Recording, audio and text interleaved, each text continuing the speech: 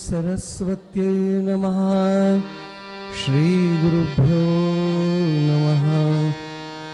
सजयति सिन्दूरवदनो देवो यत्पादपङ्कजस्मरणं वासर्मणिरिवतमसां राशिन्नाशयति विघ्नानां।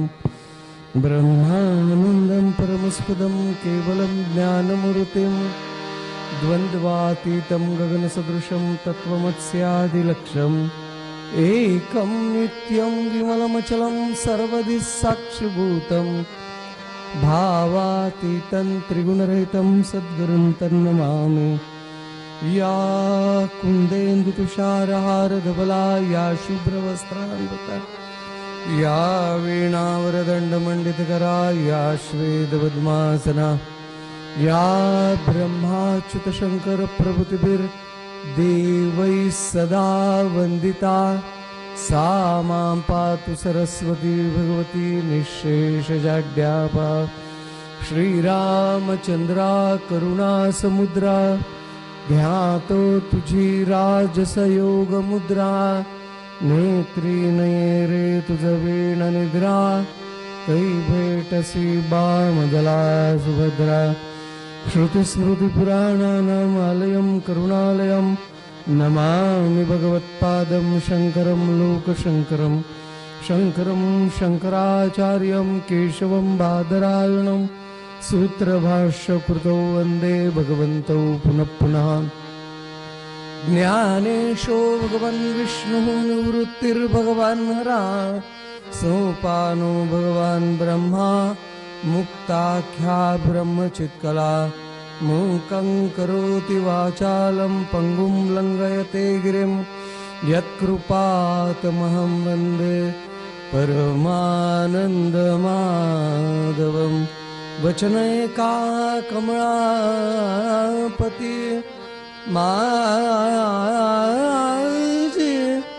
श्रंकाची विनंती कर जोडितो कथे काळी आपण सावे जवळी। कुंडलिक वरदा हर विठ्ठल श्री ज्ञानदेव तुकाराम पंढरीनाथ महाराज की जय। मौली ज्ञानेश्वर महाराज की जय। नमः पार्वती पते हर हर महादेव। भगवती जगदम्बा माता की जय। अवधूत चिंतन श्री गुरुदेव दत्त सद्गुरु परमहंस वासुदेवानंद सरस्वती स्वामी महाराज की जय। देवर्षि नारद महाराज की जय। श्री मंगलमूर्ति मोरया। मातृदेवो भव पितृदेवो भव आचार्य देवो भव राष्ट्रदेवो भव। श्रोता वक्ता श्रीराम समर्थ। जय जय रघुवीर समर्थ।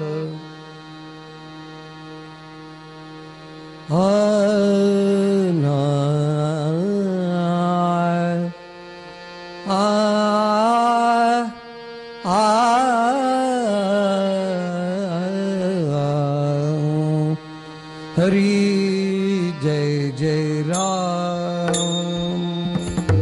कृष्ण हरि जय जय राम कृष्ण हरि जय जय राम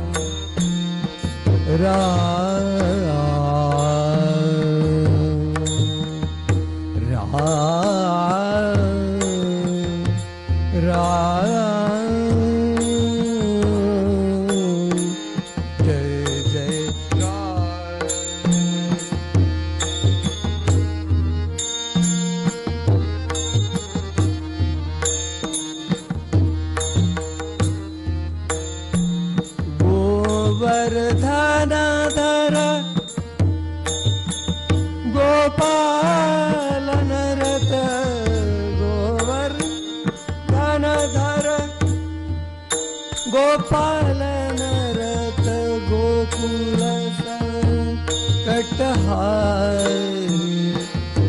हारी गोकुल संकटहारी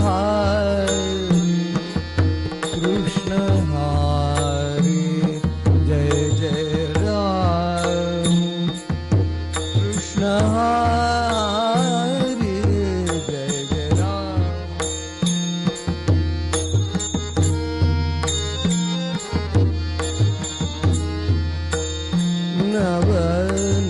नवनीरद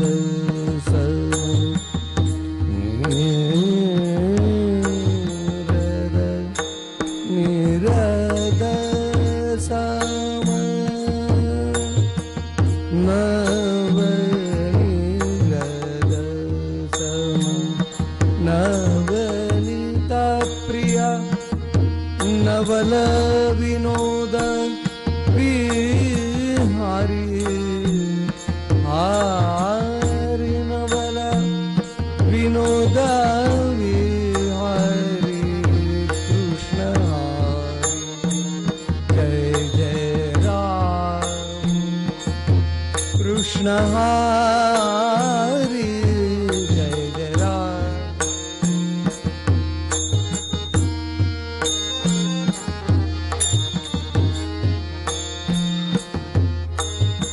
दुर्वासोनुत दुःख विमोचन दुर्जन संगमारी जय जय राम दुर्वासोनुत दुःख विमोचन दुर्जन संगमारी जय जय राम राम कृष्ण हरी जय जय राम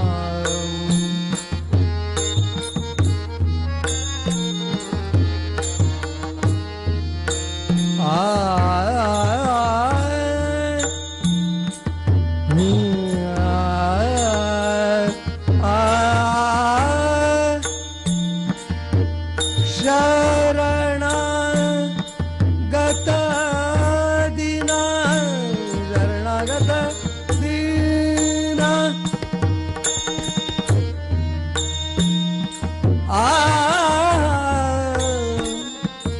दीना शरणागत दीना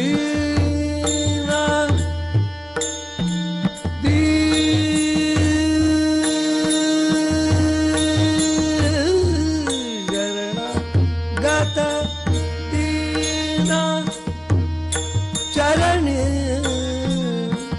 रत करुणा दृष्टि निहारी निहारी जय जय राम राम कृष्ण हरी जय जय राम हरि जय जय राम हरि जय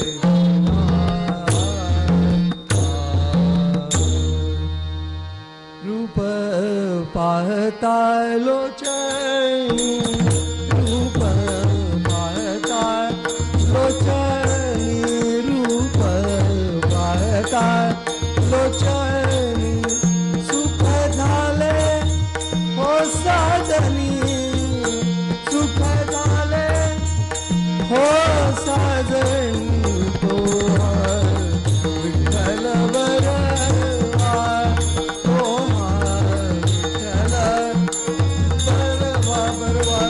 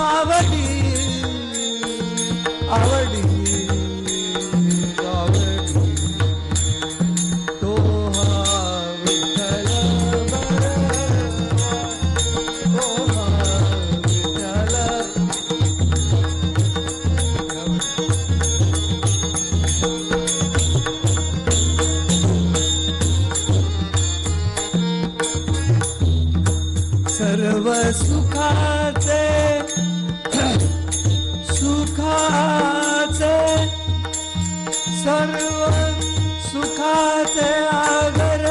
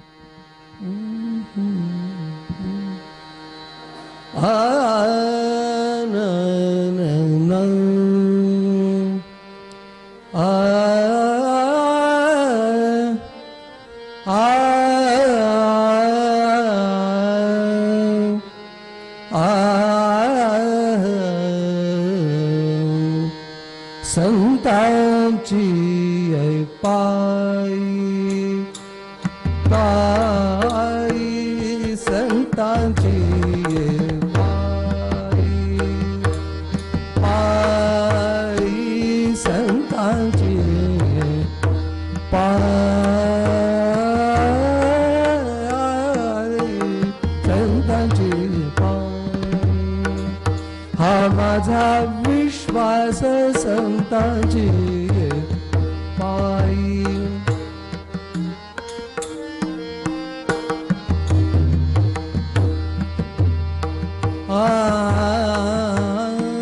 सर्व भावे दास झालो त्यांचा संतांची पायी क्या बात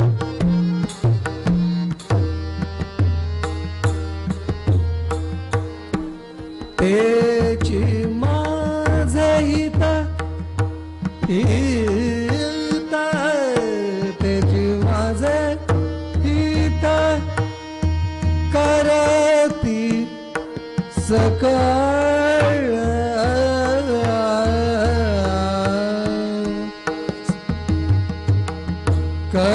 कळ संतांची हा माझा विश्वास संतांची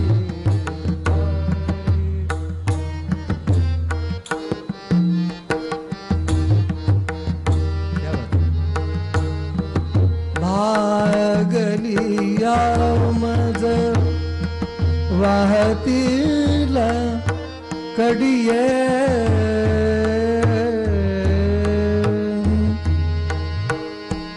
भागली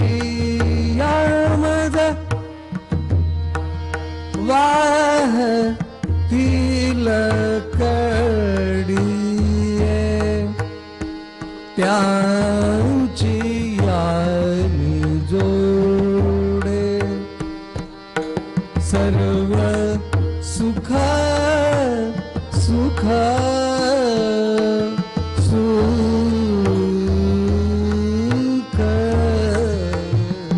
संतांची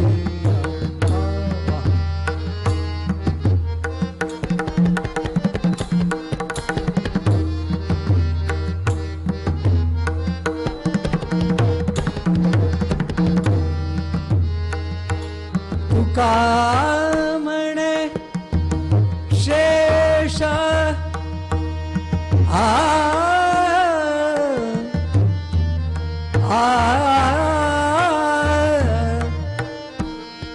तुका म्हणे शेष शेष तुका म्हणे शेष घेईन आवरी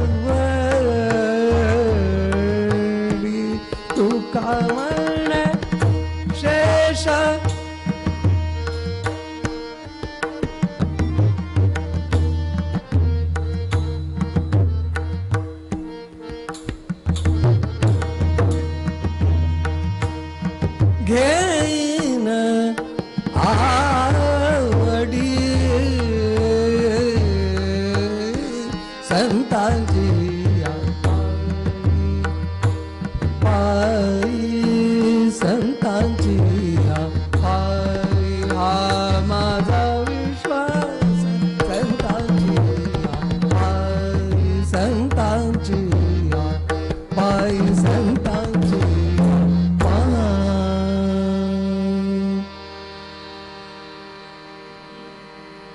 मारुतीराया बलभीमा हो बलभीमा बलभीमा बलभीमा बलभीमा हो बलभीमा बलभीमा बल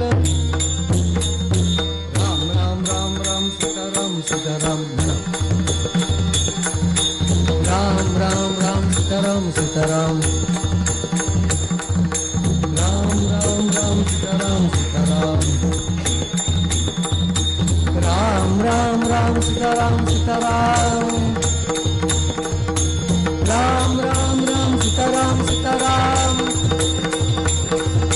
राम राम राम राम सीताराम राम राम राम राम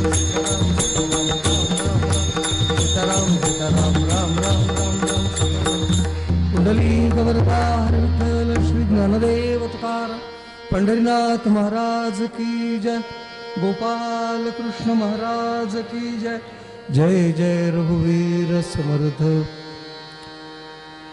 महायोग पीठे तटे भीमरथ्यां पुंडरीकाय दातुं मुनीन्द्रे समागत्य तिष्ठन्तमानन्दकन्दं परब्रह्मलिङ्गं भजे पाण्डुरङ्गं नमामि सद्गुरुं शान्तं सच्चिदानन्दविग्रहं पूर्णब्रह्मपरानन्दं शुमान्दिवल्लभम् या देवी सर्वभूतेषु शक्तिरूपेण संस्थिता नमस्तस्यै नमस्तस्यै नमस्तस्यै नमो नमः नमस्ते शारदे देवी सरस्वती मतिप्रदे वसत्वं मम जिह्वाग्रे सर्वविद्याप्रदा भव मनोजवं मारुततुल्यवेगं जितेन्द्रियं बुद्धिमतां वरिष्ठं वातात्मजं वानरयूथमुख्यं श्रीरामदूतं शरणं प्रपद्ये गोपाल कृष्ण महाराज की जय भारत माता की जय मंगलमूर्ति मोरया आर्य सनातन वैदिक हिंदू धर्म की जय जय जय रघुवीर समर्थ संत श्रेष्ठ जगद्गुरु तुकाराम महाराजांचा हा अभंग काल यावरती आपण चिंतन करण्याचा प्रयत्न केला। कालचा आपला जो विषय होता की प्रपंचामध्ये प्रपंच करत असताना प्रपंचावरती आपला विश्वास पाहिजे। जो प्रपंच करावा लागत नाही, जो होत असतो त्या प्रपंचातही विश्वास पाहिजे। मग असा जो परमार्थ आहे की तो आपल्याला प्रयत्नपूर्वक करावा लागतो, तर त्या परमार्थामध्ये विश्वास किती दृढ पाहिजे या अनुषंगाने काल आपण चिंतन केलं। त्यानंतर भाव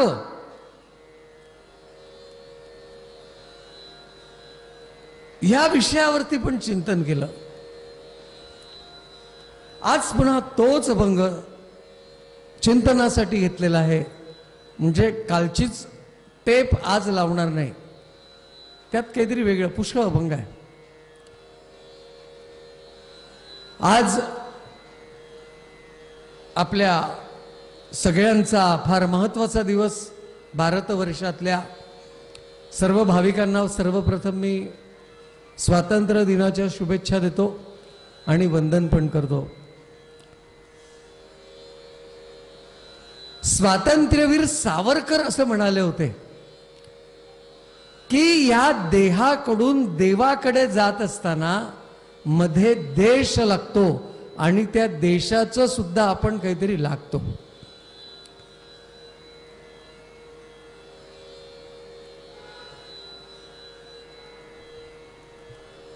देश देव अन धर्मापायी प्राण घेतलं हाती, शूर आम्ही सरदार, आम्हाला काय कुणाची भीती.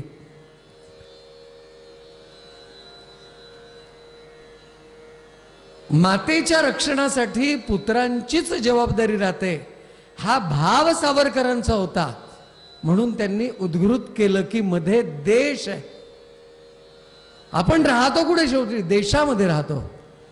आणि या देशात राहून देहाकडून देवाकडे आपल्याला जायचं आहे. मग त्या देशावरती पण भक्ती असावी की नाही? काय आर्तता आहे स्वातंत्र्यवीरांच्या काव्यामध्ये आणि अंतःकरणामध्ये. माझ्यापेक्षा तुम्ही सर्व श्रोतृ मंडळी बहुश्रुत आहात. मी 100-1 लोकांना ऐकलं असेल तर तुम्ही 1000 लोकांना ऐकलं हे मला माहिती आहे. नवे सावरकरांना पण बऱ्याचदा ऐकलं. पण काय देशभक्ती आहे.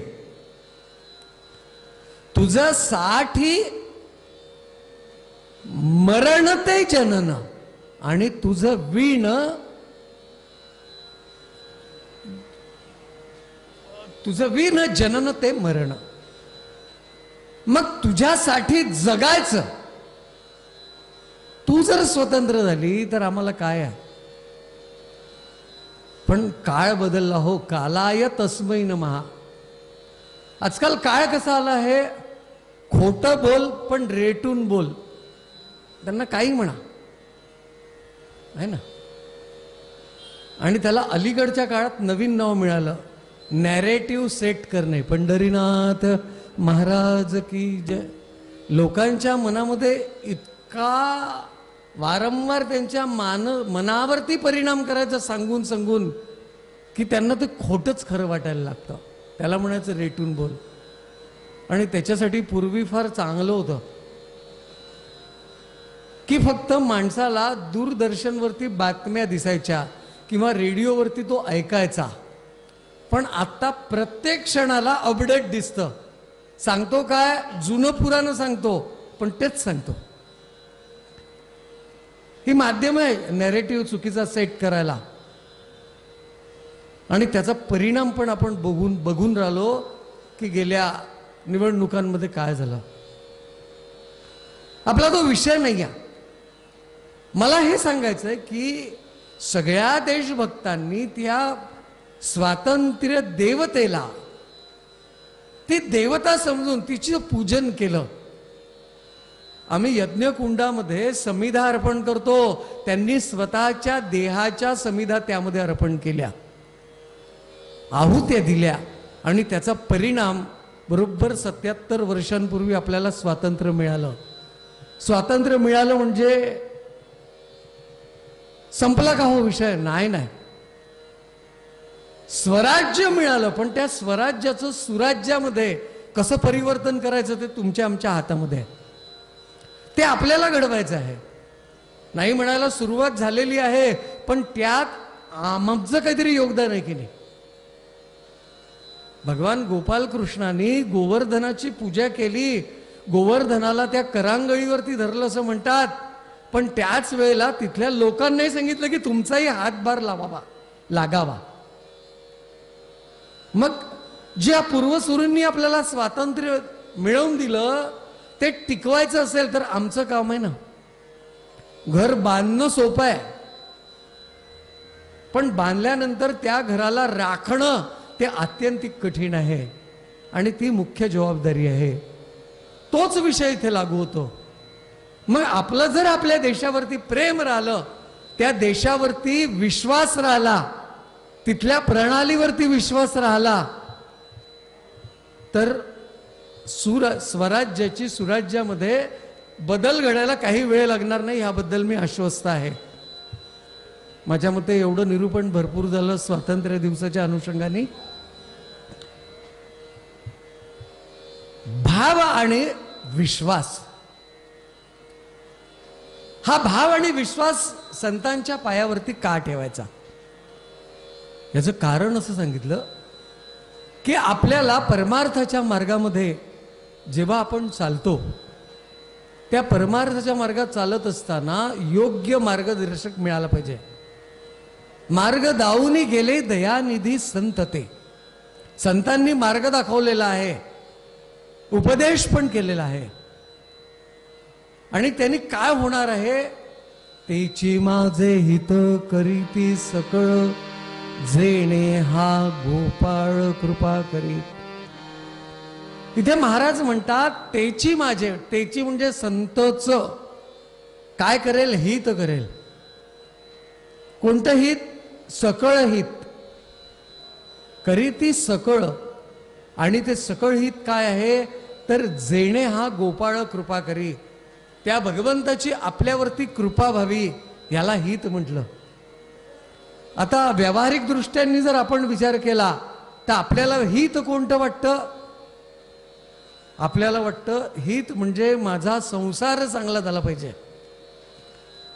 मुलांना नोकरी झाली पाहिजे,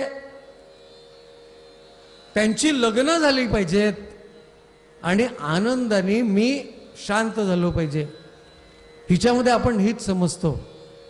एखाद्या मातोश्रीला विचारलं का हो तुमच्या पोराचं हित कशात आहे, ती तुम्हाला हा झालेला आत्ता सांगितलेला प्रकारच सांगेल की पोरगा आपल्या पायावरती उभा राहो, त्याचे दोनाचे चार व्हावे आणि तो आनंदात राहो, हेच हित आहे.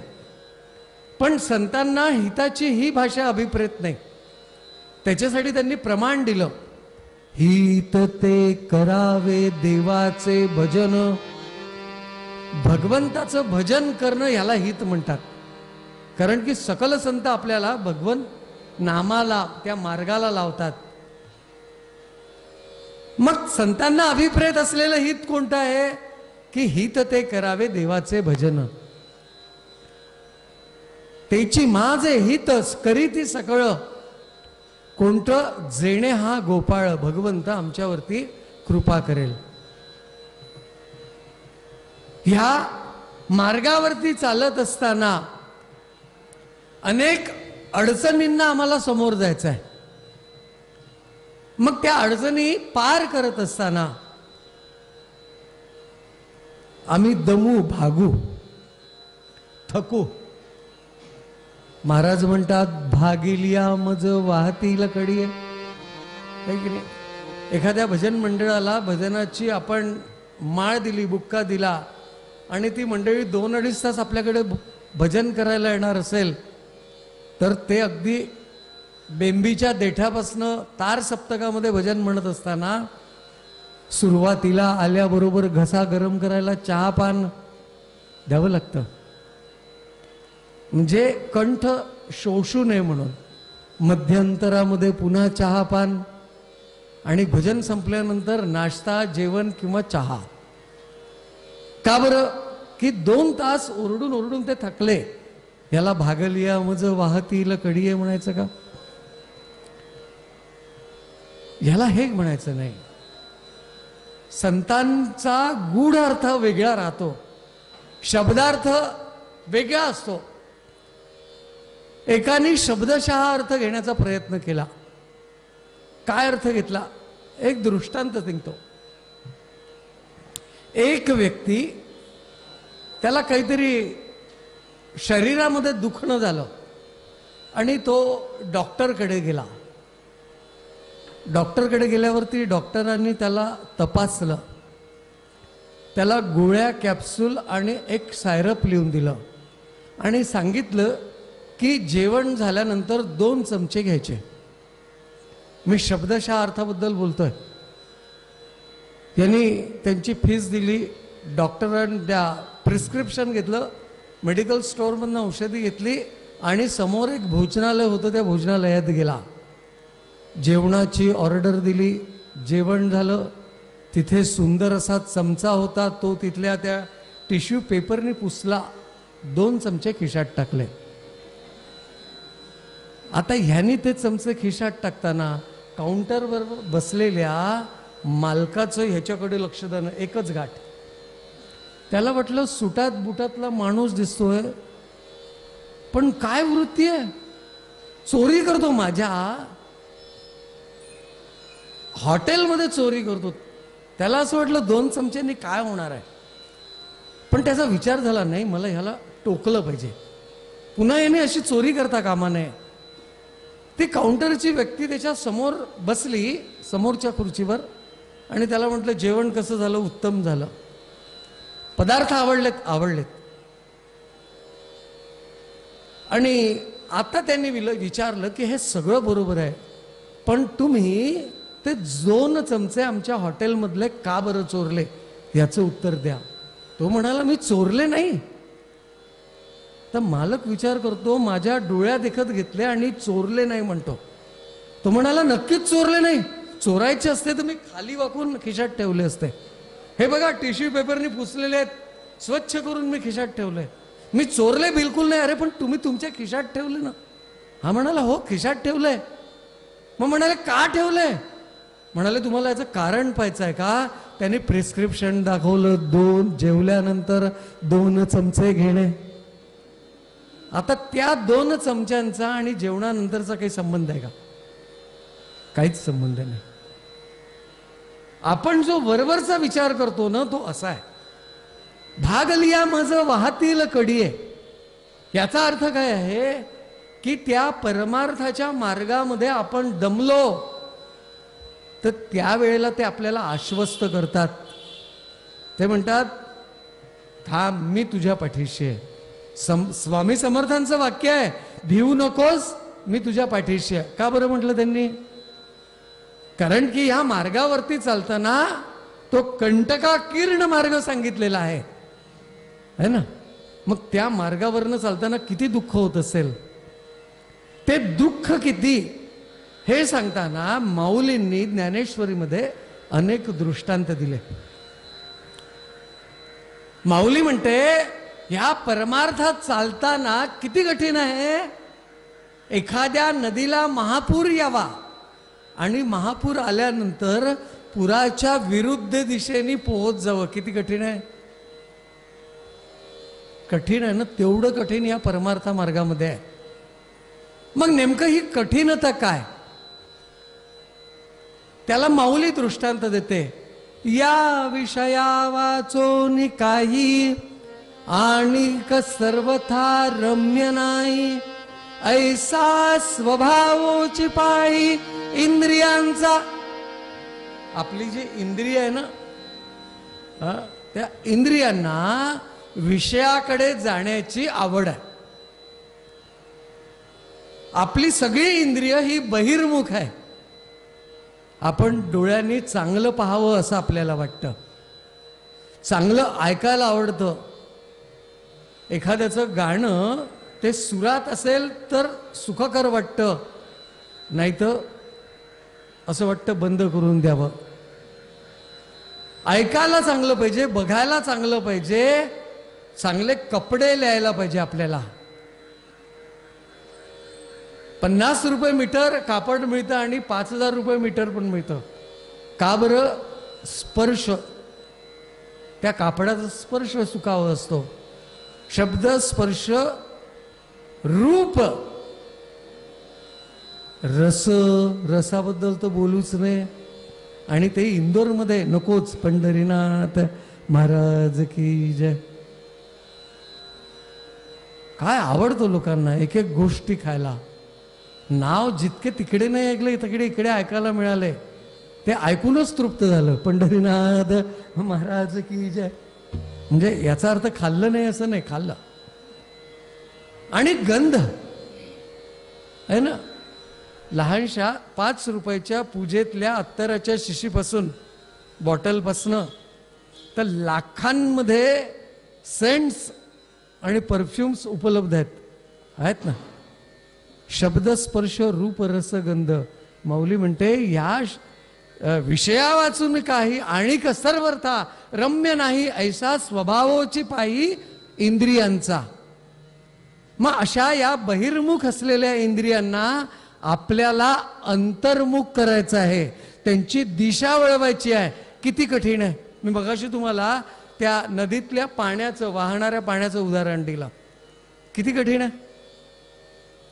ते काठिण्यत्व सांगताना माऊलींनी ओव्यांमध्ये चढे दृष्टांत दिले. माऊली म्हणते, काय माऊलीचं म्हणणं आहे?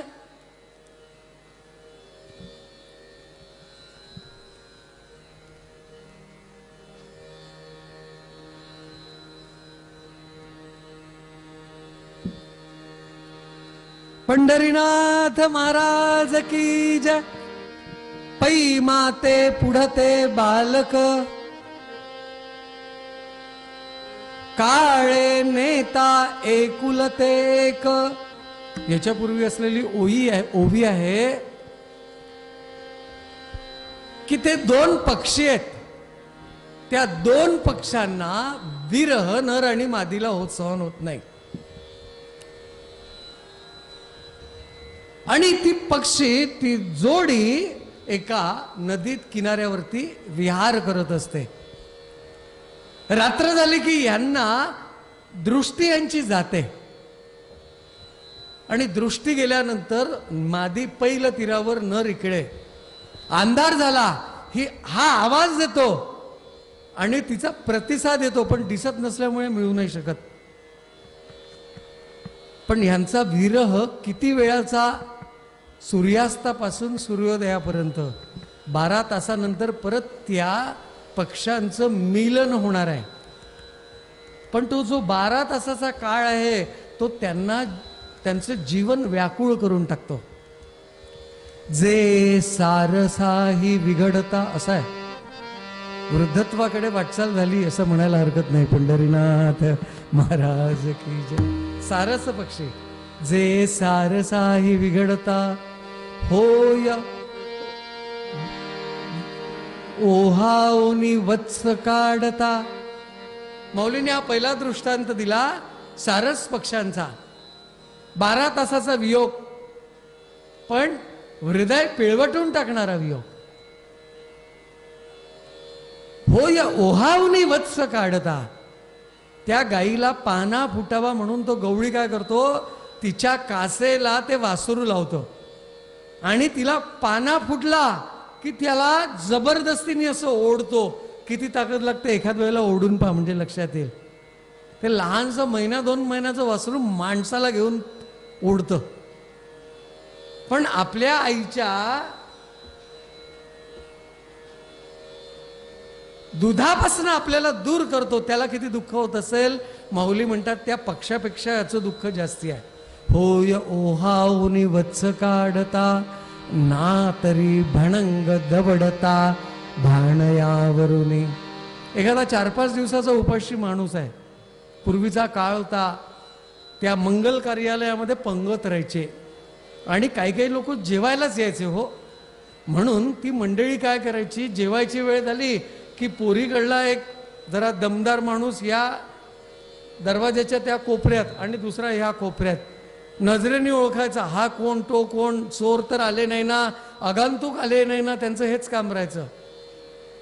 आणि एकदा पंगत बसल्यानंतर पंक्तीतही शोधायचे की कोणी बसलाय का असा. आणि शंकास्पद असं काही आढळलं तर त्याला विचारायचं तू कोणाकडनं. त्यांनी म्हटलं पोराकडनं आहे तर पोरांच्या मामाचं नाव सांग, मावशीचं नाव सांग. आणि तो निरुत्तर झाला की त्याला जेवता जेवता त्याचं बखोट धरून बाहेर काढायचे. मी माझ्या आयुष्यामध्ये असे प्रसंग पाहिलेले आहेत. आता 4-5 दिवसाच्या उपाशी असलेल्या माणसाला पानावरून, ना तरी भणंग म्हणजे उपाशी माणूस, त्याला उचललं, बाहेर केलं आणि हाकलून दिलं 2 थापडा मारून. किती वाईट वाटेल. मौलींनी चढा दृष्टांत दिला, ना तरी भणंग दवडता भाणयावरुनी. माऊली म्हणते ठीक आहे त्याला दुःख झालं, पण तो समोर कुठेतरी गेला तर कोणीतरी त्याची क्षुधा शांत करेल, त्याला कोणीतरी जेवू घालेल. आणि ह्याच्यानंतर माऊली दृष्टांत देते, पै माते पुढते बालक, काळे नेता एकुलते एक. एखाद्या उशिरा मुलबाळ झालेल्या आईचा हातातोंडाशी आलेला तरुण मुलगा जर गतप्राण झाला असेल तर काय दुःख होत असेल. फक्त विचार करा. भगवान करे कोणाच्या आयुष्यात नाही हो. पण माऊली म्हणते काळ त्यावरती उपाय आहे. ती वर्षभर सणवार करणार नाही, 2 वर्ष करणार नाही, 5 वर्ष करणार नाही. आणि 5 वर्षानंतर तिला जर दिवाळीमध्ये फराळाचा जर डबा नेऊन दिला तर ती म्हणते नाही नाही, ह्यातले अनारसे माझ्या मुलाला फार आवडायचे, मी खात नाही. आणि त्या बाईने शेजारचिनीने म्हटलं, हो त्याला आवडत होते म्हणूनच तुम्हाला खायचे आहे, तुम्ही तृप्त झालेले त्याला पाहावं, दिसावं किंवा वाटावं म्हणून तुम्ही खा. ती काय करते, तोडून दिलेला अनरसा स्वतःच्या मुखात घालते. भलेही डोळ्याला पाणी आलं पण तरी तो अनरसा 5 वर्षानंतर खाण्यात येतो. काळे नेता एकुलते एक, का होय तुटता उदक तुटता मीना. एखाद्या मासोळीला त्या पाण्यातनं बाहेर काढलं, काय स्थिती होते तिची, जीव जायची वेळ होते. त्याप्रमाणे या बहिर्मुख असलेल्या इंद्रियांना अंतर्मुख करताना इतका त्रास होतो. या त्रासाचं सगळं वर्णन, दुःखाचं वर्णन केलं मौलींनी. आणि हे करत असताना अनेक मोठे मोठे जे आहे, येथ विवेक श्रवणे खरपुसे, होतसी जात बुद्ध्यादिकांचे. अनेक लोक ह्या मार्ग चालत असताना त्यांची फजिती होते. मग अशी जर फजिती होत असेल तर किती सोपं आहे. पण हे जे विषय आहे, इंद्रिय आहे, ते विषयामध्ये किती लिप्त आहे हो. शंकराचार्यांनी एक श्लोक लिहिला, तिच्यामध्ये ते म्हणतात, पंचादिभूत पंचदिमेव पंच, पंचत्वमापु स्वगुणेन बद्धा, कुरंग मातंग पतंग मीना, भृंगानरा पंचभितत्त किम. भृंगानरा पंचभितत् किम. ह्याला 5 विषय 5 ठिकाणी उपभोगणारी लोक आहे. त्याचं मराठी भाषांतर एका कवीने केलं. शब्दे तो मृग विंधिला गजपती, स्पर्शे सुखे बाळला, रूपे जाण पतंग भृंगहितसा, गंधे चला चावला, मीने तो रससे विता सकळी, मेले चिपाही तले, पाचाही विषयास सेविती बघा, त्यांची गती ना कळे. सद्गुरुनाथ महाराज की जय. शब्दे तो मृग विंदिला, हा शब्द विषय सांगितलेला आहे मृगाचा. हरिणाला गोड आवाज आवडतो आणि हरिणाला जर तुम्हाला पकडायचं असेल तर काय करा, जास्ती नाही दूर जंगलामध्ये जा, एक चांगला गायक घ्या किंवा गायिका घ्या, असे चांगले साथीदार घ्या आणि तिथे मैफल ठेवा. तो तुमचा हरिण तिथे आल्याशिवाय राहणार नाही. तो शब्द त्याचा विषय आहे. असं म्हणतात, एक गृहस्थ होता, आळशी, कामधंदा करत नव्हता. त्याच्या आई वडिलांनी त्याला सांगितलं, म्हणाले याचं लग्न करून द्या. करून दिलं. लग्न झाल्यानंतर हा कामकाजाला जात नव्हता. शेवटी बायको बोलायची, हो जा कामकाजाला करा, आपला प्रपंच कसा व्हायचा. बायको बोल बोल बोलल्यामुळे हा एक दिवस 6 महिन्यांसाठी परदेशी गेला. ही घरी होती, ही गायकाच्या घराण्यातली होती आणि त्या घराण्यात असताना आता नवरा नाहीये, मुलं बाळा नव्हती, काय करायचं. घरामध्ये वडिलांकडनं आणलेला तंबोरा होता, तानपुरा होता. सकाळच्या वेळेला उठायचं 3:30 वाजता आणि 3:30 वाजता उठल्यानंतर तिने शोचिरभूत होऊन रियाज करावा. घराच्या त्या ओसरीवरती ती रियाज करत असताना काय तो तिचा आवाज, त्या आवाजाला वश होऊन एक मृग ते गाणं ऐकायला तिथे बसला आणि त्या मृगाने गाणं ऐकावं आणि सूर्योदय झाला की इनी आपला तो तानपुरा त्या खोळीमध्ये घालावा आणि बंद करावं. पहिला दिवस झाला आणि ही त्यानंतर ते अंगण झाडत असताना हिच्या नाकामध्ये गंध गेला. हिला वाटलं इतका सुवास कसा काय येतोय, सुगंध कसा येतोय. हा विचार तिच्या मनात आल्यावर ती झाडता झाडता तिला एक मातीचं असं ढेकूळ दिसलं है ना. तिने बघितलं ह्यातनं सुवास येतोय. तिने त्याला हात लावला, गंध घेतला, सुगंध येत होता, ठेवून दिला घरामध्ये डब्यामध्ये. दुसऱ्या दिवशी गायला बसली, पुन्हा तोच प्रकार. परत ती झाडायला घेते, तिला सुगंध प्राप्त झाला. ती वस्तू घेतली, डब्यात घेतली, काय एवढा गोळा तयार झाला.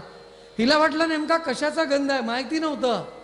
हिने त्या दिवशी दुपारी त्या सराफ्याच्या दुकानात गेली, तिथे त्यांना दाखवलं. म्हणाले, महाराज हा कशाचा गोळा आहे, हे काय वस्तू आहे, याचा गंध इतका येतो, मला तुम्ही सांगा. त्यांनी सांगितलं, ह्याला कस्तुरी असं म्हणतात, कस्तुरीचा गंध. त्यांनी विचारलं, याला विकणार का? ही म्हणाली, किती पैसे देणार ते सांगा. आणि काय त्यांनी 5,000 10,000 रुपये म्हटलं असेल. हिने ते विकलं, पैसे घरामध्ये आणले. रोज चालू आहे, हिने महिन्याचं 15 दिवसाचं जावं, ती कस्तुरी विकावी. आणि घरामध्ये आता घरातली परिस्थिती पालटली होती. घर झोपडी वजा होतं, आता बंगली वजा झालं. आणि पंचपक्वान्न खाल्ल्यामुळे हिची परिस्थिती बदलली होती. तो 6 महिन्यांनी आला, घर तेच दिसतंय, झाड आंब्याचं ते दिसतंय, विहीर ती दिसतीये, पण झोपडी नाही, बंगली झाली. आता काय? माझ्या बायकोला कोणीतरी पिटाळून तर लावलं नाही, किंवा ती कदाचित मला सोडून तर गेली नाही, म्हणून आवाज दिला, सुशीला. ती बाहेर आली, म्हणाली, थांबा, तुमचे पाद प्रक्षालन करते. आणि त्याचे पाय धुतले, त्याला घरात घेतलं, त्याच्यासाठी पंचपक्वान्न केलं. घरातली बदललेली परिस्थिती बघितल्यानंतर तो बायकोला विचारतो, का हो हा बदल कसा झाला? ती म्हणाली, मी सगळं सांगेल, पण जरा काही सस्पेन्स ठेवते, उद्या तो आल्यावर त्यालाच दाखवते. पंढरीनाथ महाराज की जय. आता तो म्हटल्यानंतर ह्याच्या त्या सस्पेन्सचा वेगळा अर्थ झाला. याचं डोकं उलट चालायला लागलं. झोप नाही रात्रभर, केव्हा येणार आहे? सकाळी येणार आहे, दाखवते, थांबा. आणि ही सकाळी उठली, तानपुरा लावला, आणि तानपुरा लावल्यानंतर राग गायला सुरुवात केली. आना आना आना आलाप करते आहे, ख्याल म्हणती आहे. म्हणता म्हणता म्हणता म्हणता पानं हालायला लागली. याचं त्या पानाकडे लक्ष गेलं. ही म्हणते ना, तो येणार आहे, तो इथेच आला. अंधार होता, कोण आहे माहिती नाही, याची बुद्धी वेगळा विचार करत होती. यांनी तो तीर कमठा घेतला, आवाजाच्या दिशेने बाण मारला, आणि फडफड फडफड करत 4 पाय असे जमिनीवरती आदळायला लागले. पानाचा आवाज यायला लागला. हिचं गाणं थांबलं, ती गेली. आणि नवऱ्याला म्हणते, तुम्ही काय केलं? तुमच्या मनामध्ये ही विपरीत भावना का बरं आली? माझ्यावरती विश्वास नव्हता का? अरे हाच पुण्यात्मा होता ज्यांनी आपली ही परिस्थिती बदलवली. पण त्या मृगाचं शब्दावरती किती, तिच्या स्वरांवरती किती प्रेम. मरता मरता तो तिला सांगतो, हे देवी, मला तेवी मृत्यू यायचाच होता, पण आता मी मरतोय ना, पण माझी इच्छा तू ऐकून ठेव.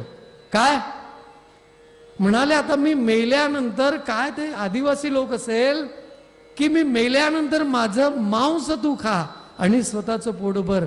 हा माझा सगळा देह तुझ्या कामासाठी आला पाहिजे, हेच मला वाटतं. माझं जे चर्म राहील त्यावरती बसून तू रोज गाणं म्हणत जा.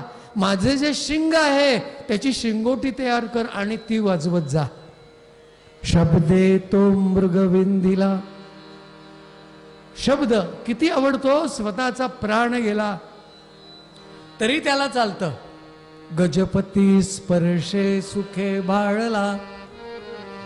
हत्तीला स्पर्श आवडतो म्हणतात. त्या स्पर्शाच्या अनुषंगाने हत्तीला पकडतात. कुठे? कर्नाटकामध्ये. आता जो पकडणारा होता तो गेला, पण त्यांची गोतावळ असेल तर जाऊन पहा. स्पर्शे सुखे भाळला रूपे तो. आपण ती हॅलोजनची पायली लावल्यानंतर तिथे ते जातात ना पाखरं, छोटी छोटी किडे, पतंग, भृंग ही तसा गंधे चला चावला. ती लहान लहान कीटक त्या दिव्याकडे जातात आणि मरून पडतात. प्रत्येकाचा नाश आहे. त्यानंतर तो भृंग, तो काय करतो? भृंग ही त्या कमळ दलावरती बसतो. जो कोरडं पाषाण करणारा भृंग आहे, पण त्या सुकोमल कमळांच्या कळ्यांना तो कोरण्याचं धारस करत नाही. संध्याकाळची वेळ झाली, ती या कमलिनी बंद झाल्यानंतर तो तिथेच राहतो. मधुसेवनात हा दंग मिटता कमलदल, होई बंदी हा भृंग, परिसे सोडिना ध्यास गुंजनात हा दंग. फार सुंदर नाट्यगीते. आपल्याजवळ वेळ नाही, माझी तेवढी पात्रताही नाही. पंढरीनाथ महाराज की जय. शेवटी त्याचं काय होतं? सकाळी एक हत्ती येतो, त्या कमलपुष्प आपल्या सोंड्याने घेतो, बाहेर फेकतो आणि त्याच्यावरती पाय पडतो आणि तो गतप्राण होतो. त्या भृंगाचीही तीच दिशा. आणि त्याच्यानंतर जेवणाच्या बाबतीत, रसाच्या बाबतीत तर सांगूनच नाही ठेवलं. पूर्वीचे आयुर्वेदिक जे डॉक्टर होते, वैद्य होते, ते सांगायचे तुम्हाला मनुष्याला कुठलाही आजार का बरं होत असेल तर तो तुम्ही इकडलं तिकडलं खूप जास्ती प्रमाणात खातात, त्याचा परिणाम आहे. ओ मी काजू कतली आवडणारे असे पाहिलेले आहे, एका वेळेला 1.5-2 पाव खाऊन टाकतात. आता ते पचवायचं कसं? आमचा एक मित्र आहे वाडीचा, तो म्हणाला वाडीला अनेक लोक आल्यानंतर, नरसोबाच्या वाडीला, की तिथे बासुंदी चांगली मिळते. किती खावी? 1, 2, 3, 5, 10 वाट्या खातात. बरं 10 वाट्या खाल्ल्यानंतर शांत बसावं नाही, त्याच्यावरती 2 ग्लास पाणी पितात आणि त्याचा परिणाम दुसऱ्या दिवशी. पंढरीनाथ महाराज की जय. तो रससेवन, माणसाला जे आजार होतात, किती जरी 500 जरी डायबिटिक राहिला, डॉक्टर म्हणतो गोड खायचं नाही. घरी जर एखादा सण असेल ना, तर ह्या व्यक्तीचं प्लॅनिंग राहतं, 8 दिवस आधी मी काही खाणार नाही, कारण की 8 दिवसानंतर पुरणपोळी खायची आहे. 5 मैदानाला चक्कर मारणाऱ्या काकांना विचारा, हो आज तुमचा 8वा चक्कर चालू आहे, आज घरी जायची घाई नाही का? नाही म्हणाले, नियोजन आहे. काय? मला रोज 10 चक्कर मारायचा आहे, येते 10 दिवस आणि नंतरचे 10 दिवस. म्हटलं का? याचं कारण आहे पुरणाची पोळी खायची आहे. पंढरीनाथ महाराज की जय. इन्शुलिन घेणारे म्हणतात 4 युनिट जास्ती घेऊ, पण पुरणाची पोळी खाऊ. मग हे रसाचं पान कसं आहे? काय काय करत नाही माणूस. त्या अनेक विषय आहेत, पण माणसाला ह्या सगळ्या विषय सेवनामध्ये किती आवड आहे. एक श्लोक आहे, आठवला म्हणून सांगतो आणि निरूपण आटोपता घेतो. एका कवीने वर्णन करून ठेवलेलं आहे.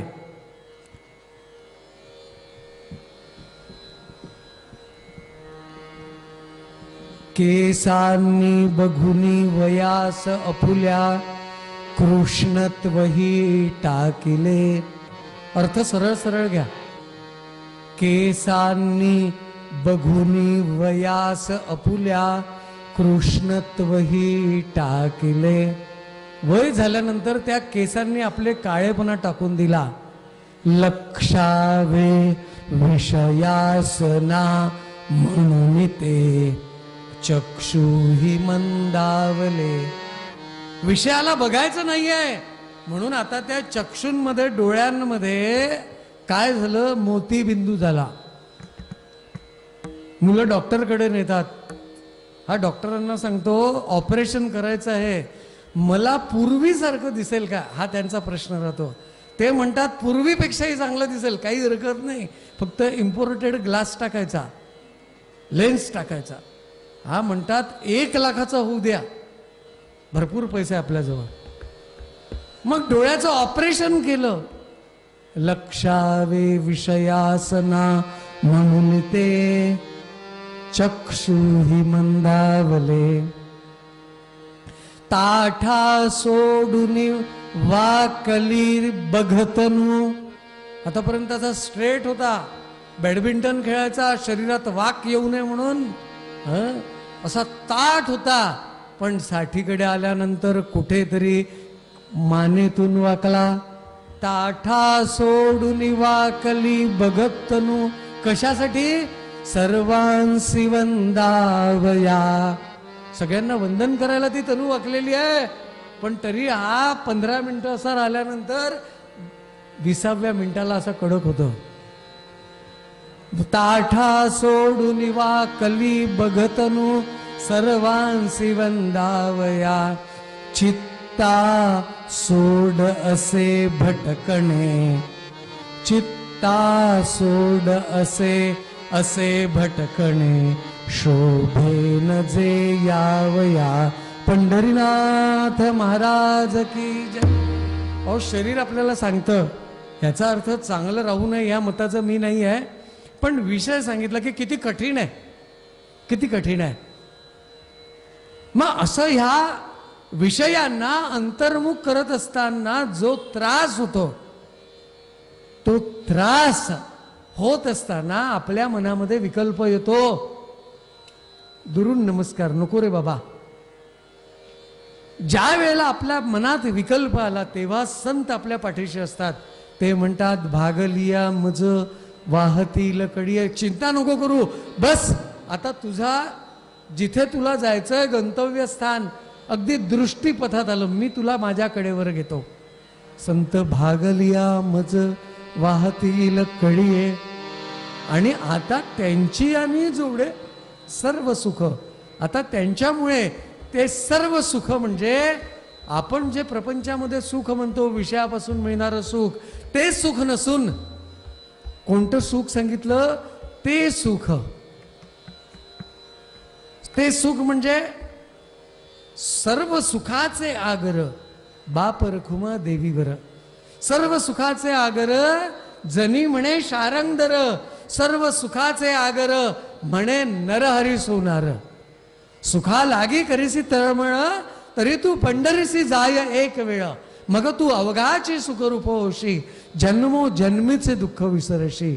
मग हे जे सुख आहे परमसुख, ते सुख म्हणून समर्थांनाही सांगावं लागलं विषयजनित सुखे सर्व सौख्य होणार नाही. तुझं विण रघुनाथा वोखटे सर्व काही. भगवंताजवळ असलेलं जे सुख आहे नवे नवे तो भगवंत सुखरूप आहे. सुखरूप ऐसा दुजा कोणी सांगा माझ्या पांडुरंगा सारी खातो. दुसरं कोणीच नाही. मग असं जे सुख आहे भागलिया मज वाहतील कडिये, त्यांची आणि जोडे सर्व सुख. तेची माझे हित करीती सकळ जेणे हा गोपाळ कृपा करी. शेवटी तुकाराम महाराज म्हणतात, तुका म्हणे शेष घेईन आवडी वचन न मोडी बोलिले ते. संतांनी जे जे वचन त्यांच्या मुखातनं निघाली ती मी कधी मोडणार नाही. त्यांच्या मुखातला प्रत्येक शब्द माझ्यासाठी प्रमाण आहे. या प्रमाणे हे काय करायला पाहिजे? संतांची आपाई हा माझा विश्वास, सर्व भावे दास झालो त्यांचा. हे जर सुख तुम्हाला पाहिजे असेल तर तुम्ही काय करा? फक्त संतांच्या पायाच्या वरती विश्वास ठेवा. पूर्वरंगामध्ये तुकाराम महाराज आपल्याला उद्बोधन करताना म्हणतात,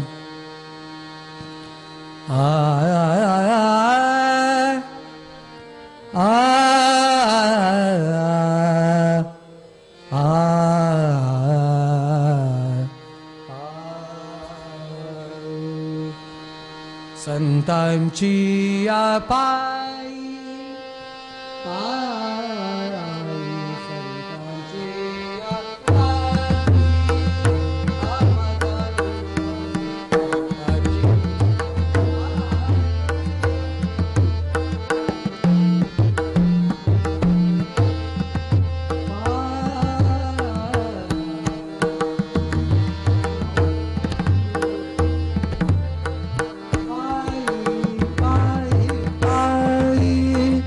माझा विश्वास